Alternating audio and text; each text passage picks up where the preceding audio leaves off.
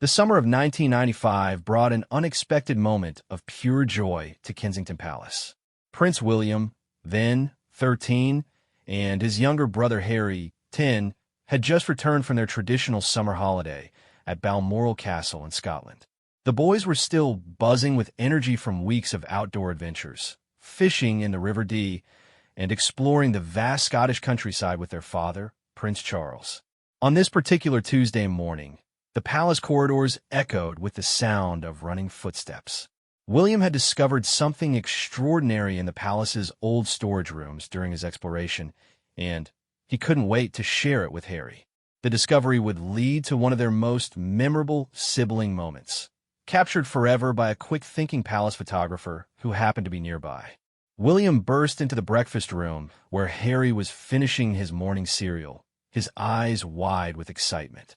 In his hands, he carried what appeared to be an ancient wooden chest, ornately carved and clearly very old. Harry looked up from his bowl, milk still dripping from his spoon, immediately curious about his older brother's find. "Harry, you won't believe what I found in the old servants' quarters," William said breathlessly, setting the chest down on the mahogany table with a gentle thud. The chest was about the size of a large jewelry box, with intricate Celtic patterns carved into its surface and small brass hinges that had turned green with age. Harry abandoned his breakfast immediately, his natural curiosity getting the better of him. "What is it? Where did you find it?" he asked, moving closer to examine the mysterious chest. His younger eyes traced the carved patterns, fascinated by the craftsmanship that must have been centuries old. William explained how he had been exploring the upper floors of the palace, something he often did during school holidays. He had discovered a small room that seemed to have been forgotten by time, filled with old furniture covered in white sheets and boxes containing various historical artifacts. This particular chest had been sitting on a dusty shelf, almost hidden behind a stack of old books. "The really amazing part," William continued, his voice dropping to an excited whisper, "is that it's not locked, and I think it might have belonged to some royal ancestor of ours. Look at this inscription." He pointed to a small brass plate on the front of the chest that bore the faint outline of what appeared to be royal insignia. Harry leaned in closer, squinting at the tarnished brass plate. The inscription was indeed difficult to read, worn down by centuries of handling, but they could make out what seemed to be dates from the 1600s and possibly a name that started with James. The two brothers looked at each other with the kind of excitement that only comes from discovering buried treasure. Without another word, they decided to open the chest together. William placed his hands on one side, while Harry positioned himself on the other. On the count of 3, they lifted the heavy wooden lid. What happened next would be talked about in royal circles for years to come. As the lid opened, a cloud of ancient dust puffed up into their faces, causing both boys to immediately start sneezing uncontrollably. But that wasn't the surprising part. The real shock came from what was inside the chest. Instead of finding precious jewels, important historical documents, or royal artifacts as they had expected, the brothers discovered something completely unexpected. The chest was filled to the brim with hundreds of old children's toys, games, and what appeared to be joke items from various decades of the 20th century. There were wooden spinning tops, marbles of every color imaginable, old playing cards with pictures of long-forgotten cartoon characters, and an assortment of what could only be described as vintage pranking supplies. There were fake spiders, rubber snakes, whoopee cushions that had somehow survived decades in storage, and even a few old magic trick sets with instruction booklets written in faded ink. Harry was the first to start laughing, an infectious giggle that quickly turned into full-blown laughter as he picked up a particularly ridiculous rubber chicken that squeaked when squeezed. William joined in, especially when he discovered a set of fake teeth at the bottom of the chest that made him look like a vampire when he put them in his mouth. "This must have been some royal child's secret stash," William said through his laughter, holding up a slingshot that looked like it had seen many secret missions. "Can you imagine if this belonged to our great-grandfather or someone even further back?" Harry was now completely absorbed in examining a complex-looking magic set, complete with a tiny top hat, a magic wand with a star on the end, and a booklet titled Mystifying Magic for Young Gentlemen. The instruction booklet was written in elegant cursive handwriting and included tricks with names like the disappearing coin of amazement and the spectacular vanishing handkerchief. The brothers spent the next hour going through every item in the chest, each discovery bringing new waves of laughter and amazement.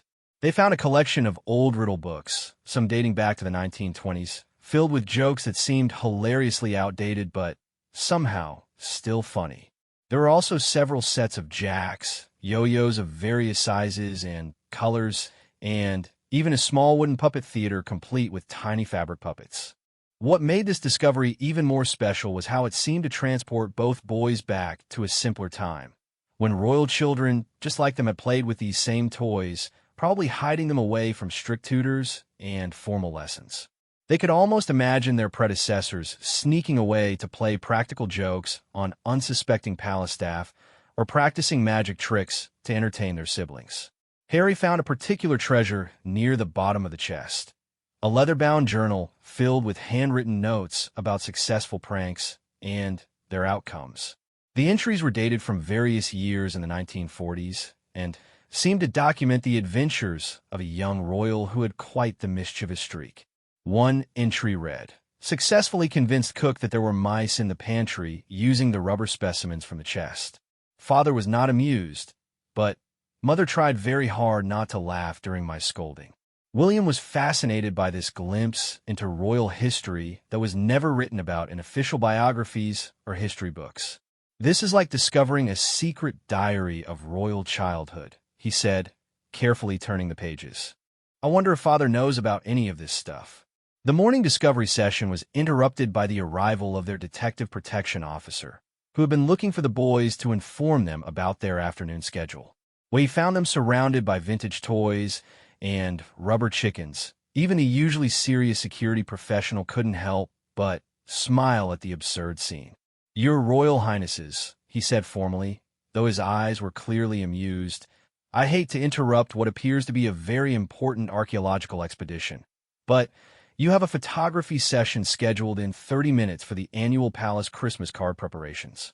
This announcement brought groans from both boys, who had completely forgotten about their formal obligations in the excitement of their discovery. The Christmas card photo session was always a somewhat tedious affair, requiring them to sit still in formal clothes while photographers took dozens of shots to get the perfect royal family portrait. But Harry, ever the quick thinker, had an idea that would make this boring photo session much more interesting. He whispered something in William's ear that made the older boy's eyes light up with mischievous delight. Without explaining their plan to anyone, both boys quickly selected several items from their newfound treasure chest and stuffed them into their pockets. The royal photographer, a distinguished gentleman who had been taking official royal portraits for over 2 decades, was already set up in the palace's formal drawing room when the boys arrived. The room had been arranged with elegant furniture and proper lighting to create the perfect backdrop for dignified royal portraits. Prince Charles was already positioned in his designated spot, wearing a formal dark suit and looking every inch the future king. The photographer was adjusting his camera equipment and explaining the planned shots when William and Harry took their positions on either side of their father. "Now then, your Royal Highnesses," the photographer said in his refined accent, "we'll begin with some traditional formal poses for the official Christmas cards and then perhaps a few more relaxed family shots. Please maintain your positions and try to look directly at the camera." The first few shots proceeded normally, with both boys managing to maintain the serious, dignified expressions expected for official royal portraits. Prince Charles looked pleased that his sons were cooperating so well, especially given their usual tendency to fidget during formal photography sessions. But during a brief pause while the photographer changed his camera angle, Harry caught William's eye and gave him a subtle nod. This was the signal they had agreed upon. In perfect synchronization, both boys reached into their pockets and pulled out their selected treasures from the chest. William produced the fake vampire teeth and quickly slipped them into his mouth, while Harry squeezed his rubber chicken, creating a loud, ridiculous squeak that echoed through the formal drawing room. The timing couldn't have been more perfect, as the photographer chose that exact moment to take what he thought would be a beautiful, dignified family portrait. The flash went off just as Prince Charles turned to see what was causing the strange noise, capturing his expression of complete bewilderment as he discovered his heir to the throne grinning at the camera with fangs and his younger son holding a squeaking rubber chicken with the biggest smile imaginable. The photographer, momentarily stunned by this unexpected turn of events, looked at his camera as if it had malfunctioned.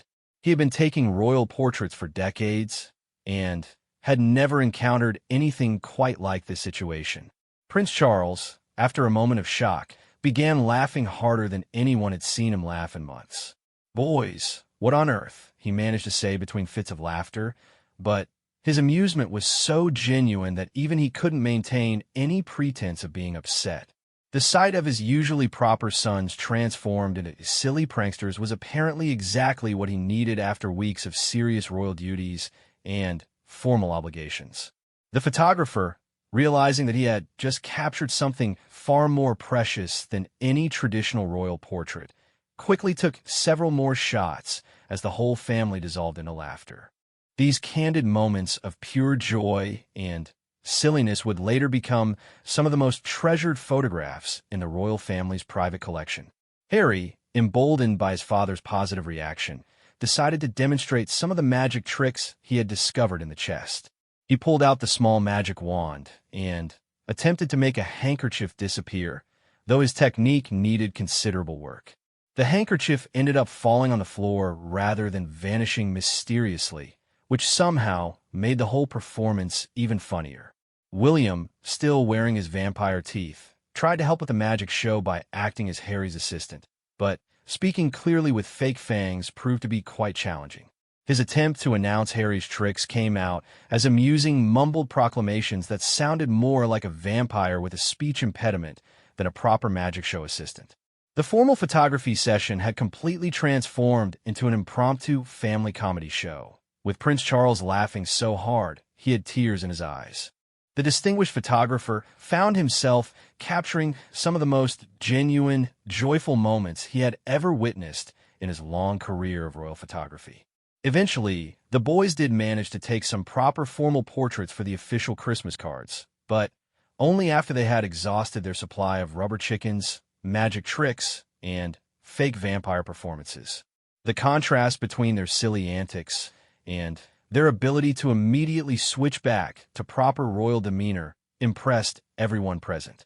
As they were finishing the photo session, Prince Charles asked about the source of their entertaining props. William and Harry explained their morning discovery, leading to plans for the whole family to explore the chest together that evening.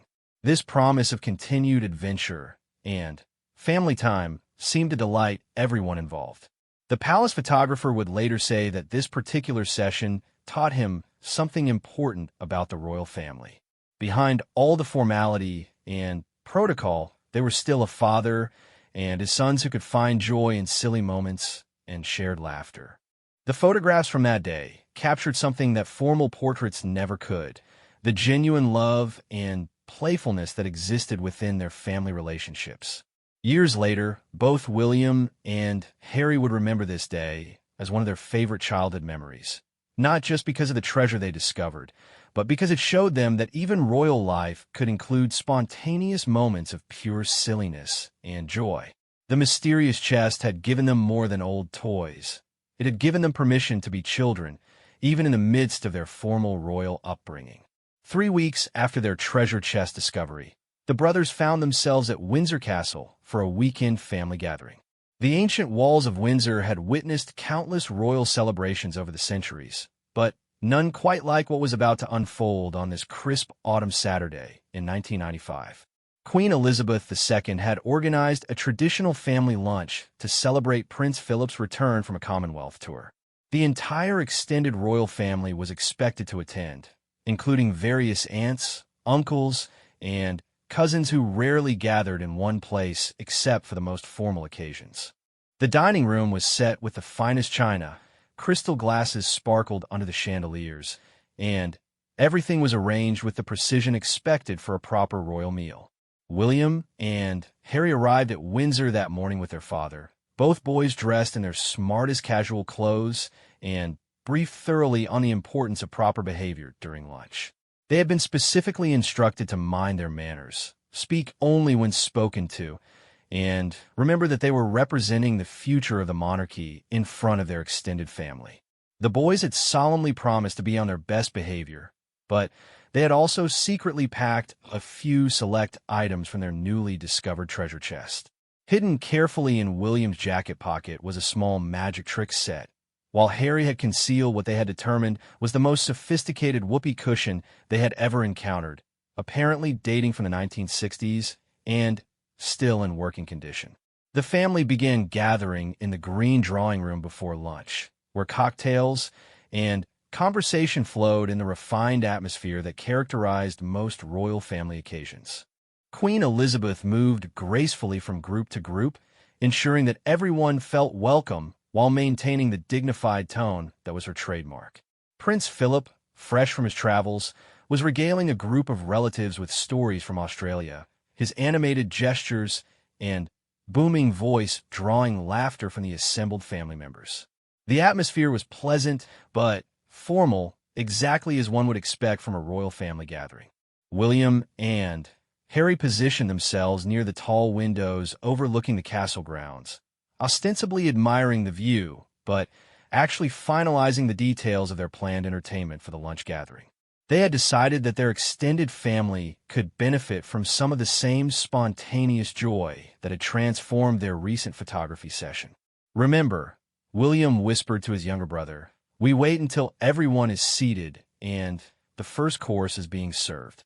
That way we'll have everyone's attention, but they won't be able to escape easily." Harry nodded seriously, treating their plan with the gravity of a military operation. "And you're sure the magic tricks will work? You've only practiced them a few times." "Trust me," William replied with the confidence that only a 13-year-old could possess. "Besides, even if they don't work perfectly, that might be even funnier. Remember how Father laughed when your handkerchief fell on the floor instead of disappearing?" Their conversation was interrupted by the announcement that lunch was ready to be served. The family began moving in an orderly procession toward the state dining room, where a magnificent table had been set for 16 people. The boys took their designated seats between their father and their aunt, Princess, and who had always been known for her no-nonsense attitude and dry sense of humor. The meal began with all the formality expected of a royal family gathering.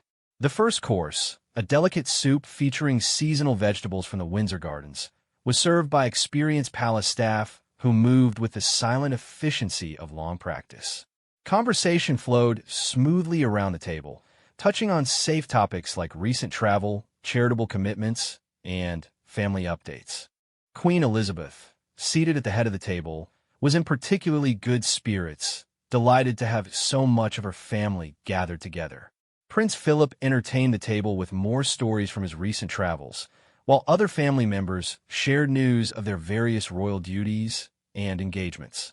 William caught Harry's eye and gave an almost imperceptible nod. It was time for their plan to begin. Harry, with movements so subtle that none of the adults noticed, carefully positioned his vintage whoopee cushion on his chair in such a way that it would activate when he sat down after standing up. Meanwhile, William began casually removing the magic trick components from his pocket under the cover of reaching for his napkin. "Grandmother," William said politely, his voice carrying just enough volume to ensure everyone at the table could hear him. "Harry and I recently learned some magic tricks that we thought might entertain everyone after lunch. Would that be acceptable?" Queen Elizabeth looked pleased by this suggestion, always encouraging her grandsons to develop new skills and confidence in public speaking. "That sounds delightful, William. I'm sure everyone would enjoy a little entertainment." The rest of the family murmured their agreement, with several relatives expressing genuine interest in seeing what the boys had prepared. This positive reception gave William the confidence to proceed with their plan. "Actually," William continued, "we thought we might demonstrate one quick trick now, just to give everyone a preview of what's coming after lunch." Without waiting for a response, he stood up and began arranging his magic props on the table in front of his place setting. Harry, following his brother's lead, also stood up to assist with the demonstration. But as he pushed his chair back and then sat down again to get a better angle to help his brother, the vintage whoopee cushion delivered a performance that exceeded all their expectations. The sound that emerged was not just any ordinary whoopee cushion noise. This vintage specimen produced a sound so remarkably realistic and prolonged that it seemed almost impossible that it was artificially created. The noise echoed through the formal dining room for what felt like several seconds, causing every conversation at the table to stop immediately. The silence that followed was absolutely deafening. 16 members of the royal family sat in stunned silence, trying to process what had just occurred during their formal family lunch. Harry's face turned bright red, but not from embarrassment, from trying desperately not to burst into laughter. Queen Elizabeth, with the composure that had served her through decades of unexpected situations, was the first to speak.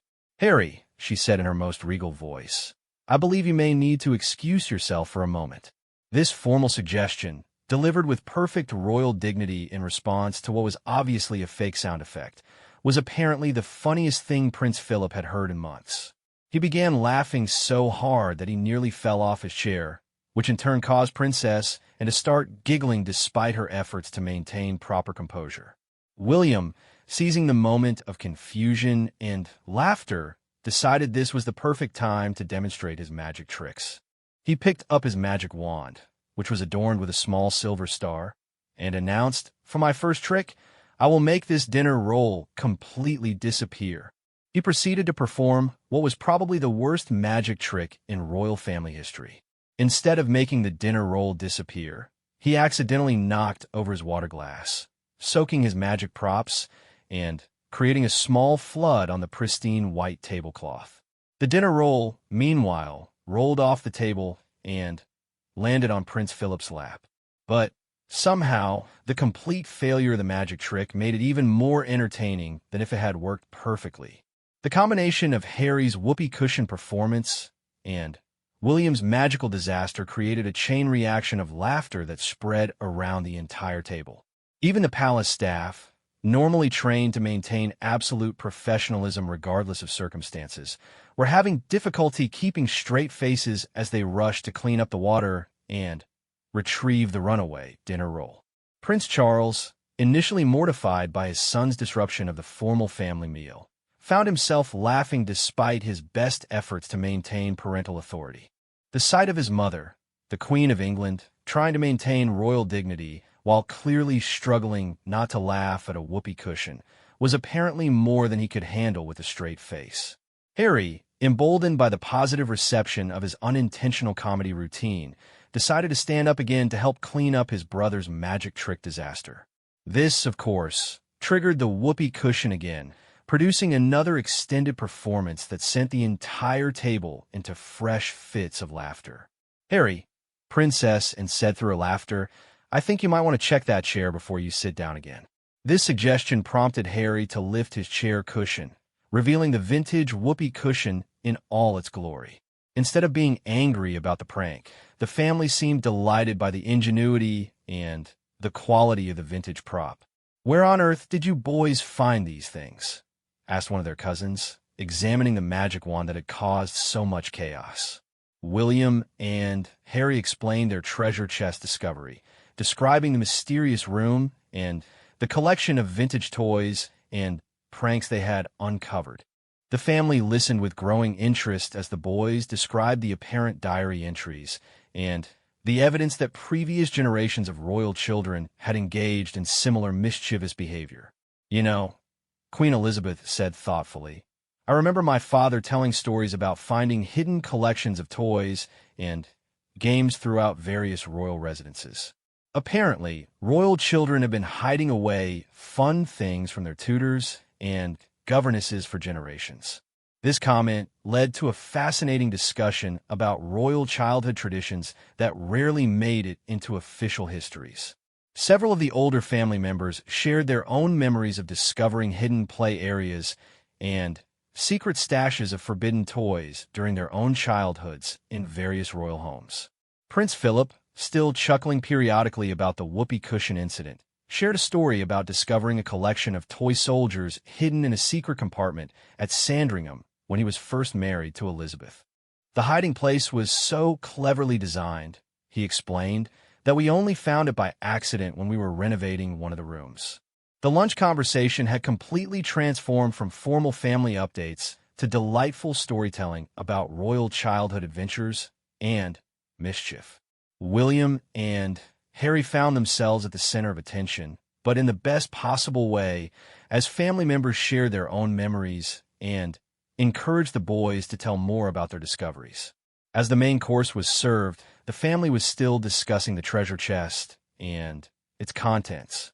Several relatives expressed interest in seeing the full collection, leading to impromptu plans for a family treasure hunt through other royal residences to see what other forgotten childhood artifacts might be discovered. "I think," said Queen Elizabeth with a smile, "that you boys may have reminded us all that being royal doesn't mean we can't occasionally be silly. Sometimes the best family gatherings are the ones where someone brings a whoopee cushion." This comment from the Queen herself was met with enthusiastic agreement from everyone at the table. The formal lunch had transformed into one of the most relaxed and enjoyable family gatherings anyone could remember, all because two young princes had decided to share their treasure chest discoveries with their extended family.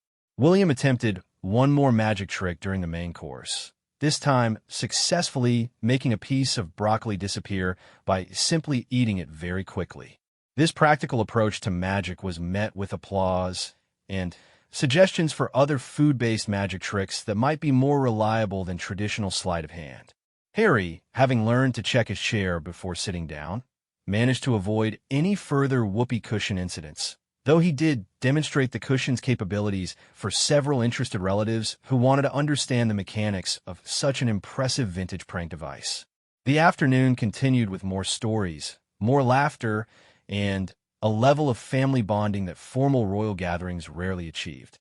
The boys had not only entertained their family, but had somehow created an atmosphere where everyone felt permission to share their own silly memories and childhood adventures.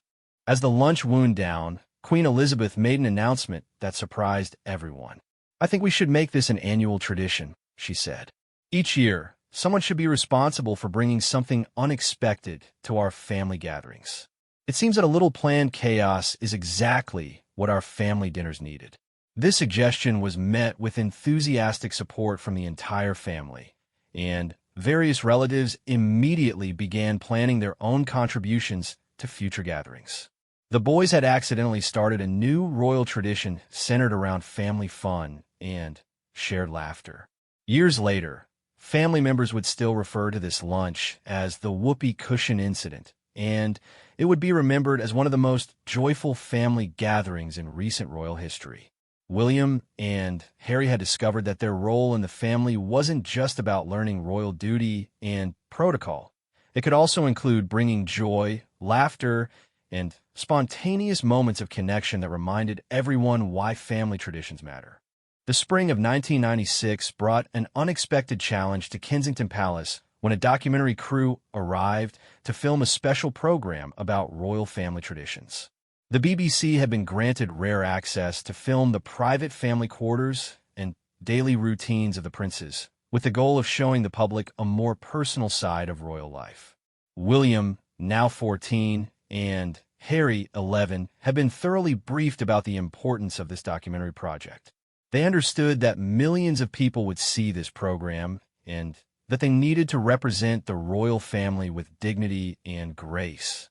Their media training had emphasized the need to speak clearly, maintain good posture, and avoid any behavior that might seem undignified on camera. The documentary director, a distinguished gentleman named Mr. Richardson, who had worked on prestigious historical documentaries for over 20 years, had planned a series of carefully scripted interviews and activities designed to showcase the prince's education, interests, and family relationships. Everything was meant to demonstrate the perfect balance between royal tradition and modern family life. The filming was scheduled to take place over 3 days, with different segments focusing on various aspects of the prince's daily routines. The first day would cover their morning studies with private tutors. The second day would focus on their recreational activities and hobbies, and the third day was reserved for family interviews and informal conversations about their royal heritage. On the morning of the second day of filming, William and Harry were scheduled to demonstrate their sporting abilities in the palace's private gymnasium. The plan was to show them engaging in fencing, a sport considered appropriately royal and sophisticated for the documentary's purposes. Both boys had been taking fencing lessons for several months and had become quite proficient with the foils and protective gear. The gymnasium had been transformed into a professional film set, with multiple cameras positioned to capture different angles of the fencing demonstration. Professional lighting equipment filled the room, creating an atmosphere that was both impressive and slightly intimidating. Mr. Richardson and his crew had spent hours setting up the perfect shots to showcase the prince's athletic abilities and competitive spirit. Both boys arrived dressed in proper fencing attire, complete with protective masks, padded jackets, and the traditional white uniforms that made them look like professional athletes. They had practiced their demonstration routine several times with their fencing instructor, and everyone was confident that this segment would be one of the highlights of the documentary. What nobody knew was that Harry had decided to bring along one final treasure from their mysterious chest, carefully concealed beneath his fencing jacket. During their exploration of the chest's contents, they had discovered what appeared to be a vintage joke buzzer, the kind that delivered a mild electric shock when someone shook hands with the person wearing it. Harry had been fascinated by this relic of pranking history and had been looking for the perfect opportunity to test its effectiveness. The filming began smoothly, with both princes demonstrating their fencing techniques, while the narrator provided voiceover commentary about the importance of physical fitness and competitive sports in royal education. William and Harry moved through their practice routines with skill and precision, their foils flashing under the professional lighting as they demonstrated various offensive and defensive techniques. Mr. Richardson was pleased with how the footage was developing. The princes looked athletic, competitive, and entirely royal as they engaged in this centuries-old sport. The cameras captured their concentration, their physical coordination, and the obvious respect they had for their sport and each other as competitors. "Excellent work, Your Royal Highnesses," Mr. Richardson called out during a brief pause in filming. "Now, if we could have you remove your mask for the final interview segment about your fencing experience, that would be perfect." This was the moment Harry had been waiting for. As both boys removed their protective masks and began walking toward the interview area, Harry positioned himself to be the first to greet the documentary director with a traditional handshake to thank him for the opportunity to showcase their skills. "Mr. Richardson," Harry said politely, extending his hand with a bright smile, "thank you so much for letting us show people how much we enjoy fencing. It's been a wonderful experience." Mr. Richardson, clearly pleased with Harry's politeness and enthusiasm, reached out to shake the young prince's hand with obvious satisfaction. The handshake itself was captured perfectly by multiple cameras, as was Mr. Richardson's immediate reaction to the vintage buzzer's electric surprise. The distinguished documentary director, who had been expecting a normal handshake with an 11-year-old prince, instead experienced what felt like a significant electric shock that traveled up his arm and caused him to jump backward with a startled exclamation that was definitely not suitable for a family-friendly documentary about royal life. The cameras continued rolling, capturing every moment of Mr. Richardson's shocked expression, his backward stumble, and his attempts to understand what had just happened to him. Harry, meanwhile, stood frozen with his hands still extended, clearly not having expected such a dramatic reaction to his vintage prank device. William immediately understood what had happened and began laughing so hard that he nearly fell over, still holding his fencing foil and looking absolutely ridiculous in his formal fencing attire while doubled over with laughter. The contrast between the serious sporting demonstration they had just completed and the sudden comedy chaos was apparently more than he could handle. The documentary crew, trained to continue filming regardless of unexpected circumstances, kept their cameras rolling as they tried to figure out whether this was part of some planned royal entertainment or a genuine accident that needed to be addressed. Mr. Richardson, once he recovered from his initial shock, looked down at his hand and then at Harry's still extended palm, where the small buzzer device was now clearly visible.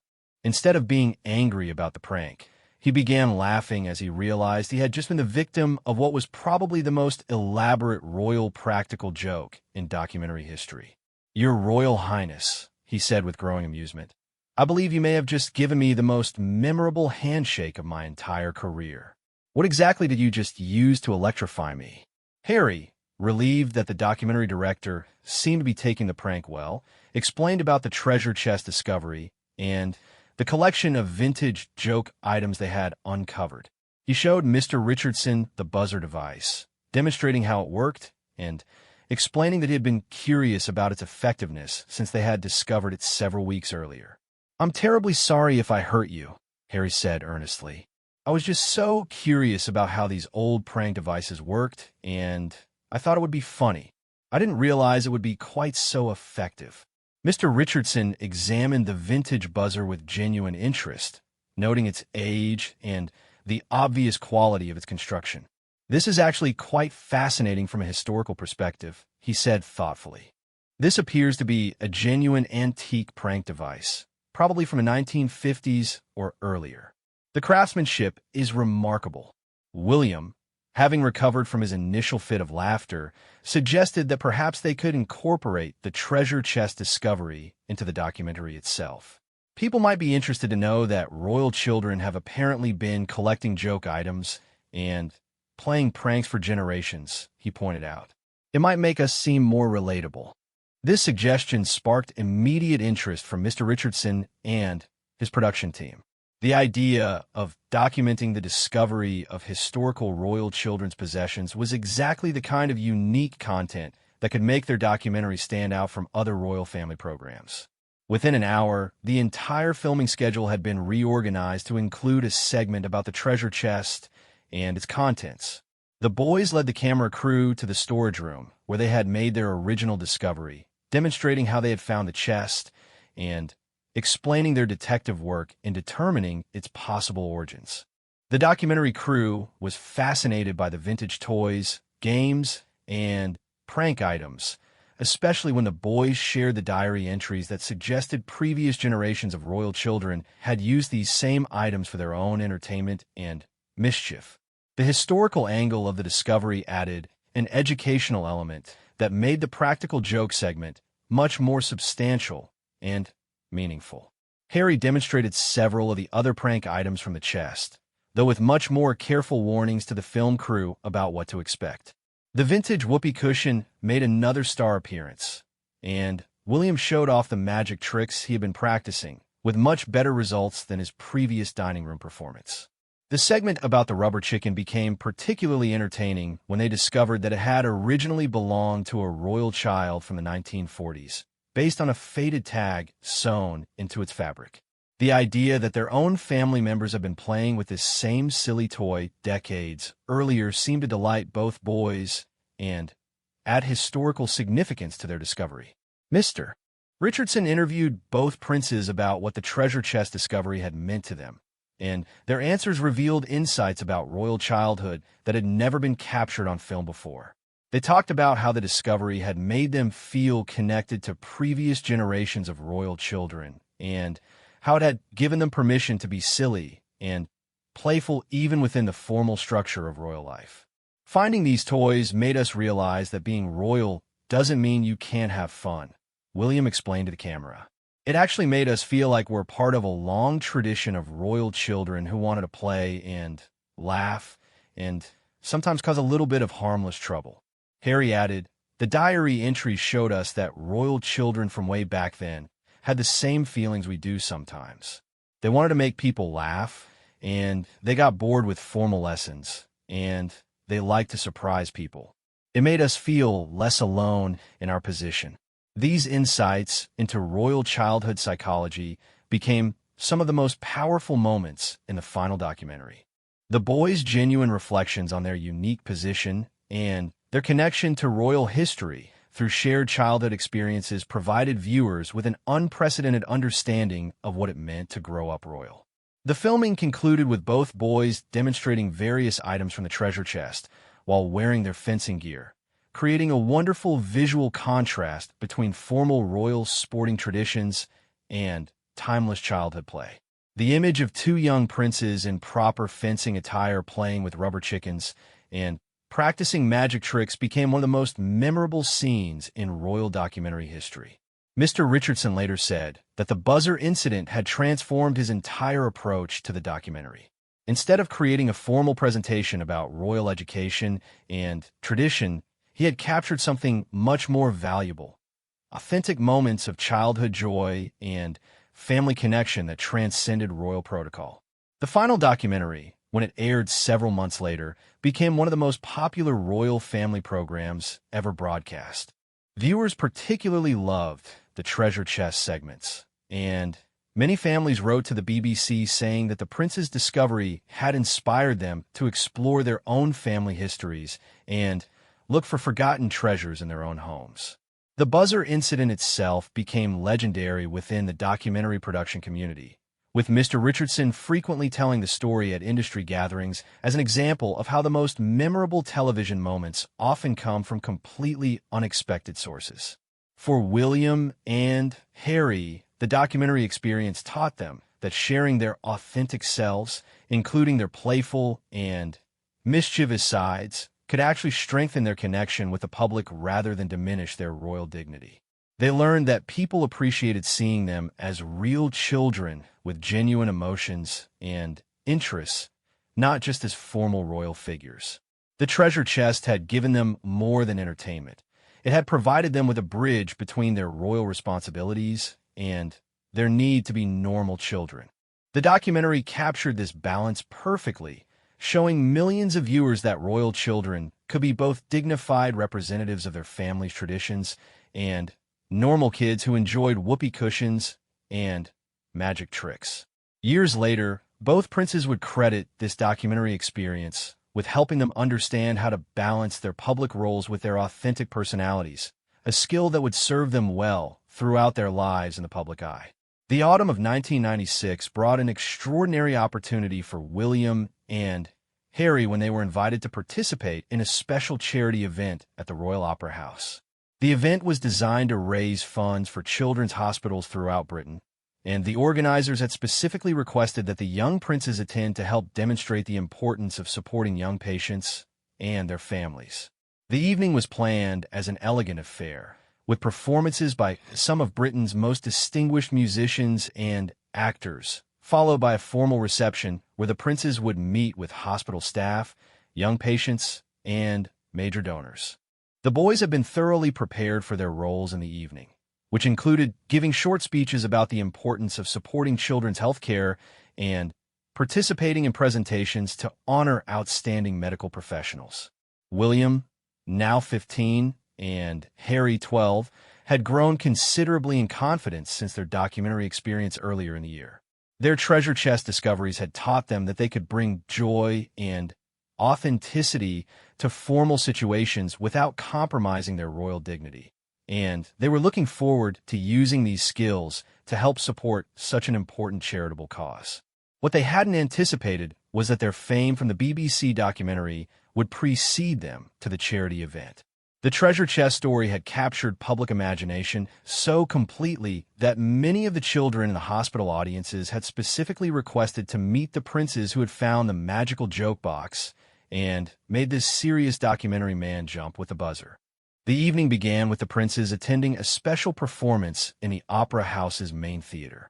The program included classical music, excerpts from famous operas, and a special presentation featuring young patients from various children's hospitals who had overcome significant medical challenges. The atmosphere was both inspiring and deeply moving, with the audience clearly touched by the courage and resilience of the young patients being honored. During the intermission, William and Harry were escorted backstage to meet with some of the young performers and patients who had participated in the evening's program. This was where their evening took an unexpected and delightful turn that would be remembered for years to come. A group of young patients, ranging in age from 8 to 14, had been waiting excitedly to meet the princes. But Instead of the formal, somewhat shy interaction that usually characterized such meetings, these children immediately began asking about the treasure chest and requesting demonstrations of the various joke items and magic tricks that had made the documentary so memorable. "Your Royal Highnesses," said a 10-year-old girl named Emma, who was currently undergoing treatment for a serious illness but maintained a bright and mischievous smile. "We heard that you have magic powers and can make documentary directors jump in the air. Could you show us how that works?" Harry and William exchanged glances, realizing that they had an audience that was much more interested in their silly discoveries than in formal royal protocol. They also recognized an opportunity to bring some genuine joy to children who were dealing with serious medical challenges and could probably benefit from laughter more than anyone. "Well," Harry said with a grin, "we don't exactly have magic powers, but we did discover some pretty amazing vintage joke supplies. The only problem is that we didn't bring them with us tonight because we thought this was supposed to be a very serious event." The disappointment on the children's faces was immediate and obvious. These young patients had been looking forward to meeting the joke princes and had clearly hoped for some entertainment that would take their minds off their medical treatments and hospital routines. William, thinking quickly, had an inspiration that would transform the entire evening. "You know what?" he said. "We can't show you the vintage jokes tonight, but that doesn't mean we can't create some new entertainment right here. Harry, do you remember any of those magic tricks we learned?" This suggestion immediately brightened the children's expressions, and Harry began looking around the backstage area for materials he could use for impromptu magic demonstrations. The backstage area of the Royal Opera House, it turned out, was filled with props, costumes, and equipment that could be repurposed for magical entertainment. Within minutes, Harry had assembled an impressive collection of makeshift magic supplies from the Opera House's prop collection. He found silk scarves that could be used for vanishing tricks, playing cards that belonged to a performer in one of the evening's acts, and even a top hat that was part of a costume from a previous production. William appointed himself as Harry's magical assistant and began introducing each trick with elaborate announcements that grew increasingly silly as the impromptu performance continued. "Ladies and gentlemen," he proclaimed in his most theatrical voice, "prepare to be amazed by the incredible, the magnificent, the almost certainly going to mess this up Harry the Great." Harry's first trick involved making a silk scarf disappear, which he accomplished by accidentally dropping it behind a piece of scenery where no one could see it. When the scarf failed to reappear as planned, he simply announced that he had made it permanently invisible and moved on to his next demonstration. The children were delighted by both the failed magic tricks and the prince's willingness to be silly and spontaneous. Their laughter and applause grew louder with each magical mishap, and soon they were offering suggestions for how to improve the tricks and volunteering to assist with the performances. Emma, the 10-year-old who had originally asked about the magic powers, turned out to have considerable experience with magic tricks herself, having learned them during her long hospital stays as a way to entertain other patients. She began teaching Harry some techniques that actually worked, creating an unexpected situation where a young patient was giving magic lessons to a prince. "The secret," Emma explained patiently, "is to keep talking so people don't notice when you drop things. And if something goes wrong, just pretend it was supposed to happen that way." This advice proved invaluable as Harry attempted increasingly ambitious tricks with his borrowed props. When he tried to make playing cards disappear and instead scattered them all over the backstage area, he simply announced that he had invented a new trick called explosive card distribution and took a bow. William, meanwhile, had discovered a box of costume accessories and was experimenting with different theatrical voices and characters to introduce each of Harry's magical attempts.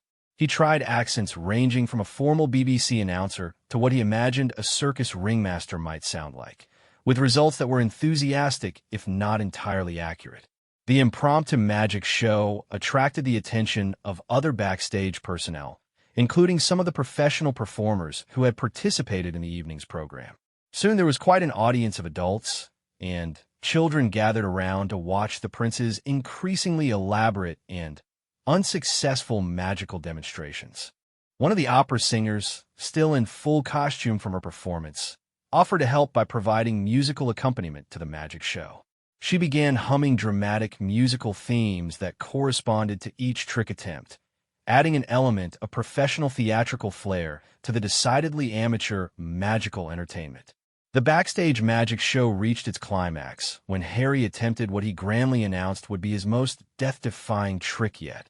Using a large silk cloth borrowed from the costume department, he planned to make William completely disappear from view and then reappear in a different location backstage. The trick involved William hiding behind the cloth, while Harry counted dramatically to 10, after which the cloth would be removed to reveal that William had vanished. William was then supposed to surprise everyone by appearing from behind a piece of scenery on the other side of the backstage area. Everything went according to plan until the moment when Harry removed the cloth with a flourish, expecting to reveal an empty space where William had been standing. Instead, he revealed William still standing in exactly the same spot, but now wearing an elaborate feather hat he had found in the costume collection and holding a fake sword as a prop. "Ta-da!" William announced cheerfully. "I have been magically transformed into a pirate opera singer." This unexpected variation on the disappearing trick brought the house down. The children laughed until they had tears in their eyes, and several of the professional performers applauded enthusiastically for what they declared was the most entertaining backstage show they had ever witnessed. Emma pronounced it the best magic show she had ever seen, specifically because it was so wonderfully unpredictable. "Most magic shows are boring because you know the tricks will work," she explained. "Your show is exciting because anything could happen, and it usually does." The impromptu entertainment session continued until it was time for the princes to return to their official duties for the evening's formal reception. But the impact of their backstage performance had already transformed the entire charity event in ways that no one had anticipated.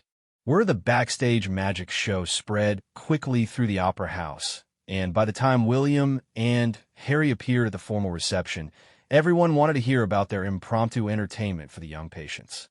The story of princes learning magic tricks from hospitalized children became the highlight of the evening's conversation. More importantly, the children who had participated in the backstage show were energized and excited in a way that impressed all the medical professionals present. Several doctors and nurses commented that they rarely saw young patients so animated and joyful, especially children who were dealing with serious medical challenges. The charity event organizers quickly realized that they had witnessed something much more valuable than a traditional royal appearance. The princes had demonstrated a natural ability to connect with children in ways that brought genuine therapeutic benefit, and their willingness to be silly and spontaneous had created exactly the kind of positive atmosphere that could help in the healing process. During his official speech at the reception, William referred to their backstage experience and what it had taught them about the importance of laughter and joy in children's health care. "We learned tonight that sometimes the best medicine is simply giving children permission to be children, to laugh, and to forget about being patients for a little while." Harry added, "We also learned that when it comes to magic tricks, it's probably better to take lessons from the experts. Emma taught us more about real magic in 20 minutes than we've learned in months of practice." These comments, which referenced their spontaneous backstage adventure, resonated strongly with the charity event audience and were later quoted in news coverage of the evening. The story of princes learning from young patients became a powerful symbol of the mutual benefits that could come from genuine interaction between royal family members and the communities they served. The charity event raised significantly more money than originally projected, with many donors specifically mentioning that they had been inspired by the prince's authentic engagement with the children. The organizers credited the backstage magic show with creating an atmosphere of joy and hope that had energized everyone present and reminded them why supporting children's health care was so important. For William and Harry, the evening reinforced lessons they had learned from their treasure chest discovery about the power of authenticity and spontaneous joy. They had discovered that their greatest contribution to charitable causes might not be formal speeches and ribbon cuttings, but rather their willingness to connect genuinely with people and bring moments of happiness to difficult situations. The young patients they had entertained that evening stayed in touch with the princes for years afterward, sending updates about their medical progress and occasionally sharing new magic tricks they had learned. These ongoing relationships became some of the most meaningful connections in the prince's charitable work, demonstrating the lasting impact that could come from moments of genuine human connection and shared laughter. The spring of 1997 marked the first anniversary of the brothers' treasure chest discovery, and they decided to commemorate this special occasion with what they privately called the Great Royal Prank Investigation. Their year of experimenting with vintage joke items and impromptu entertainment had given them considerable expertise in the art of bringing joy to serious situations, and they had become something of a legend among palace staff for their ability to transform formal events into memorable adventures.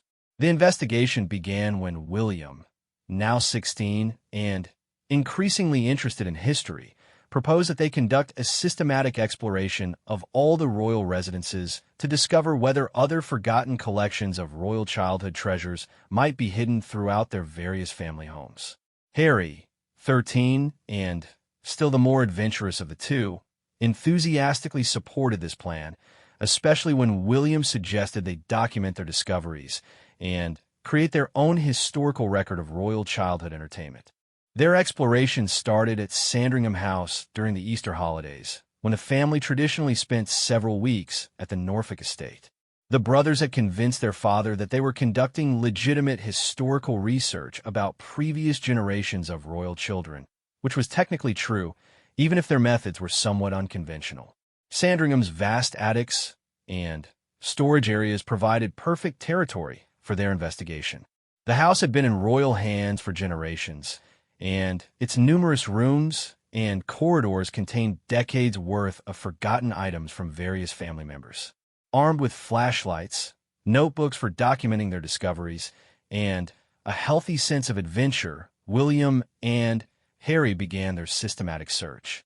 Their first major discovery came in what appeared to be a former nursery on the third floor of the house.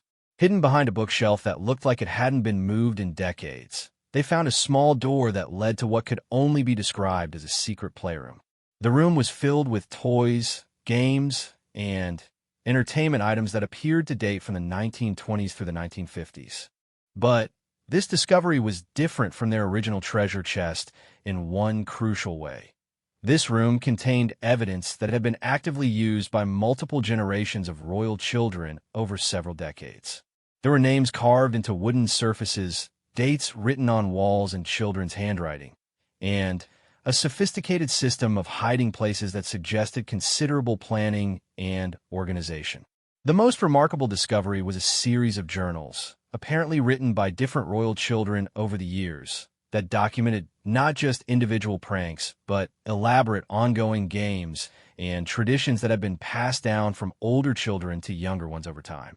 These journals revealed a hidden history of royal childhood that was far more organized and intentional than anyone had realized. "Listen to this entry," Williams said, reading from a leather-bound journal dated 1943. "Today we successfully convinced Cook that the kitchen was haunted using the mechanical mouse and some carefully timed sound effects from the music box.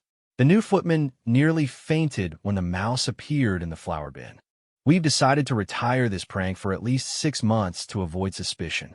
Harry was fascinated by the level of planning and coordination these earlier royal children had applied to their entertainment activities. "They had a whole system," he marveled. "Look at this chart they made showing which pranks worked on which staff members and how long to wait between uses so people wouldn't catch on." The brothers spent hours reading through the various journals and examining the equipment and supplies that had been carefully maintained and organized in the secret room. They discovered that previous generations of royal children had not just played individual pranks, but had created elaborate, ongoing entertainments that sometimes lasted for months or even years. One particularly impressive discovery was a complete magic show that had apparently been developed by royal children in the 1950s and performed regularly for family members and guests. The secret room contained costumes, props, scripts, and even reviews written by audience members who had attended these performances. Your Royal Highness Prince Michael's disappearing rabbit trick was absolutely splendid, though the rabbit appeared to be more cooperative than his assistant. Red One review, dated 1954. The finale involving the vanishing tea service was particularly impressive, even if we did find the teapot under Lady Pemberton's chair afterward. These discoveries inspired William and Harry to think about their own entertainment activities in more ambitious terms. Instead of random individual pranks and magic tricks, they began planning what they grandly titled the Great Royal Spring Entertainment Festival, a week-long series of performances and activities designed to bring joy to family members, staff, and anyone else who might benefit from some unexpected amusement. The festival planning became a serious undertaking that required considerable organization and creativity. They decided to combine elements from their treasure chest discoveries with items and ideas from the secret Sandringham Playroom, creating performances that would honor the traditions established by previous generations while adding their own modern touches. Their first planned event was a formal magic show for the palace staff at Kensington Palace, complete with proper invitations, a printed program, and elaborate costumes borrowed from various royal collections. They spent weeks practicing their routines, learning from the scripts and notes left by their predecessors, and developing new tricks that incorporated both vintage equipment and modern innovations. The magic show was scheduled for a Friday evening in the palace's music room, which they had transformed into a proper theater with makeshift stage lighting and seating arrangements for about 30 staff members. Word of the event had spread throughout the palace, and anticipation was high for what everyone expected would be an entertaining evening. William served as master of ceremonies, wearing a formal evening jacket and a top hat borrowed from the costume collection at Sandringham. Harry was the primary magician, dressed in a cape that had apparently been made by royal children in the 1960s specifically for magical performances. Together, they created a theatrical presentation that was both genuinely entertaining and charmingly amateur. Their opening trick involved making a large floral arrangement disappear from the center of the stage, which they accomplished by having palace gardening staff secretly remove it through a hidden door behind the makeshift stage, while Harry distracted the audience with elaborate magical gestures and incantations. "Behold," Harry announced dramatically, "the ancient royal power of botanical vanishment." When the arrangement was revealed to have disappeared, the audience applauded enthusiastically, though several staff members were clearly trying not to laugh at the overly theatrical presentation style. The show continued with a series of increasingly ambitious tricks, including William's signature disappearing dinner roll routine, which had been considerably improved since his first disastrous attempt during the family lunch at Windsor.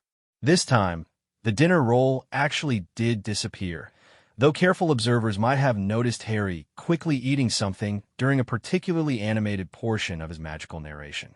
The highlight of the evening came when they attempted to recreate one of the elaborate tricks described in the 1950s royal children's journals, the mystical transportation of royal objects. This trick involved making a valuable-looking object disappear from one location and reappear in an unexpected place elsewhere in the palace. For their version of this classic trick, they chose to transport one of the decorative vases from the music room to the kitchen, where it would be discovered by the evening cleaning staff as evidence of their magical powers. The trick required careful timing and coordination with accomplices throughout the palace, making it a genuinely impressive feat of organization, even if the actual magic was questionable.